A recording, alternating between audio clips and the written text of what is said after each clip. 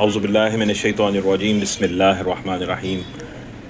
دوستو، آج ہم بات کریں گے کہ علامہ محمد اقبال کا جو عشق مصطفیٰ صلی اللہ علیہ وسلم ہے، حضور اکرم صلی اللہ علیہ وآلہ وسلم سے جو ان کی بے پناہ عقیدت ہے، جو محبت ہے،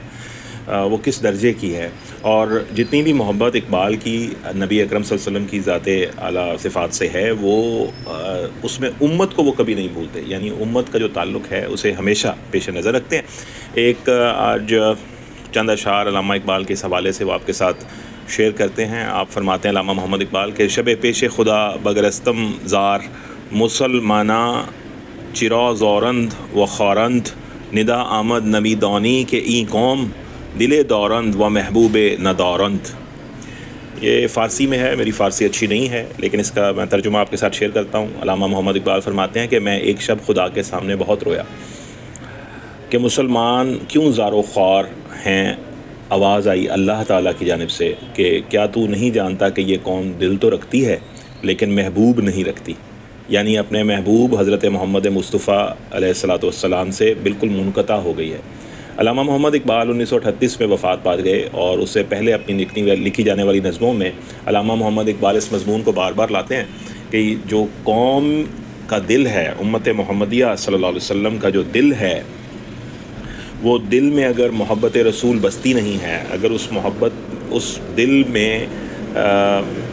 دل مرتضیٰ اور سوز صدیق نہیں ہے، سوز صدیقی نہیں ہے، دل مرتضوی نہیں ہے، اگر وہ نچھاور ہو جانے والی کیفیت اس دل میں نہیں ہے کہ وہ رسول اللہ صلی اللہ علیہ وسلم سے بے پناہ عقیدت، محبت، ادب، لگاؤ اور لگن اور دل لگی اور عشق رکھتی نہیں ہے، تو ایسی زندگی تو دل نے پھر پائی ہی نہیں۔ ایسا دل جو ہے وہ تو مردہ ہے، اور جو مردہ دل ہوتے ہیں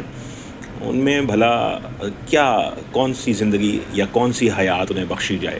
ایک ایسا شخص جس کا دل مردہ ہو چکا ہو، اس شخص میں حیات کا کوئی نام اور نشان نہ ہو، تو پھر کیا وہ شکوہ کرے، کیا شکایت کرے، کیا عرضی کرے، کیا درخواست کرے کہ اس کی درخواست کو، اس کی دعا کو سن لیا جائے۔ تو پھر ایک انسان، ایسا انسان جو مردہ دل ہو، اس نے زار و خوار ہی ہونا ہے، اس نے تارک قرآن ہو کے خوار ہی تو ہونا ہے۔ یہ علامہ اقبال کا وہ شکوہ ہے جو وہ امت سے کرتے ہیں کہ اگر امت جو ہے وہ اللہ کے ہاں کوئی مقام حاصل کرنا چاہتی ہے، یا اللہ سے اپنے لیے کوئی مقام حاصل کرنا چاہتی ہے، تو اسے رسول اکرم صلی اللہ علیہ وسلم سے بے پناہ محبت اور عشق اور وابستگی اور وارفتگی کی کیفیت اپنے اندر داخل کرنی پڑے گی۔ اور اگر قوم جو ہے وہ ایسا دل نہ رکھتی ہو جس میں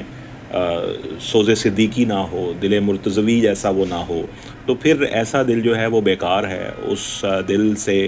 کسی طرح کی ترقی، کامیابی کے سوتے نہیں پھوٹ سکتے۔ ایسا جو دل ہے وہ مردہ دل ہے۔ ایسا جو دل ہے اس میں کسی محبت کی کھیتی کو نہیں بویا جا سکتا۔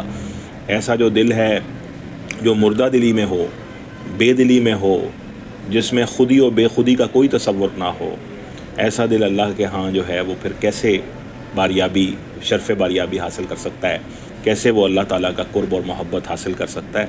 یہی وجہ ہے کہ اقبال کے ہاں یہ مضمون بہت زیادہ پایا جاتا ہے کہ اپنے دل میں سوز پیدا کرو، اس کو جلاؤ، اس دل کو اللہ کی یاد میں، محبت میں، عشق میں جلاؤ۔ جب یہ دل جلے گا اللہ کی یاد میں تو پھر یہ سنے گا اللہ کی، جب یہ دل جلے گا اللہ کی یاد میں تو یہ مانے گا اللہ کی، جب یہ دل جلے گا اللہ کی یاد میں تو پھر یہ اللہ کو پالے گا۔ اللہ کہیں نہیں سماتا تو مومن کے دل میں سماتا ہے، تو پھر وہ سما بند جائے گا دل کے اندر۔ اور وہ کب پاسبل ہے؟ وہ تبھی پاسبل ہے کہ جب قوم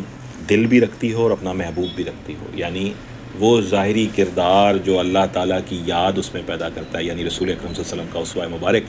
وہ ظاہری کردار جو اسے اللہ سے جوڑتا ہے، یعنی رسول اللہ صلی اللہ علیہ وسلم کا اسوہ مبارک، کردار مبارک، تو اس کردار کے ساتھ جو جڑے گا، اس کا محبوب اگر رسول اللہ صلی اللہ علیہ وسلم ہو جائیں گے، تو ایسا دل جو ہے وہ مردہ دلی سے زندہ دلی کی طرف آ جائے گا، وہ زندہ دل ہو جائے گا۔ اور جب وہ زندہ دل ہو جائے گا تو پھر اقبال کہتے ہیں کہ تبھی یہ شکوہ بھی ختم ہو سکتا ہے کہ قوم دل بھی رکھے اور رسول اللہ صلی اللہ علیہ وسلم جیسا محبوب بھی رکھے۔ اور جب قوم دل رکھے گی تو اس کا محبوب لازمی ہوگا، اور محبوب رسول اللہ صلی اللہ علیہ وسلم کے سوا کون ہو سکتا ہے؟ اور اگر رسول اللہ صلی اللہ علیہ وسلم سے محبت کسی انسان کو حاصل ہو جاتی ہے تو پھر اللہ تعالیٰ کی محبت، معرفت، پہچان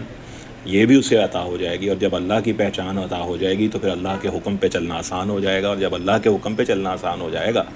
تو پھر ساری کائنات اللہ ہی کے حکم پہ تو چل رہی ہے، تو پھر انسان جو ہے پوری کائنات سے سنک ہو جائے گا، انسان کائنات سے محبت کرے گا، کائنات انسان سے محبت کرے گی۔ اللہ اپنی کائنات سے کیسے رحم کرتا ہے اور محبت کرتا ہے، اور کائنات کیسے اللہ سے محبت کرتی ہے، پلٹ کر یہ اس کو سمجھ آنے لگے گا اور زندگی اپنا راز اس پر کھول دے گی۔ یہ ایک چھوٹا سا چند اشعار پہ مبنی ایک پیغام تھا جو علامہ محمد اقبال نے اس امت کو دیا ہے۔ میں امید کرتا ہوں کہ اس پیغام سے میں بھی کچھ سیکھوں گا، آپ بھی سیکھیں گے۔ اسی طرح کسی اور بات کے ساتھ پھر حاضر ہوں گے۔ اپنا خیال رکھیے گا۔ السلام علیکم۔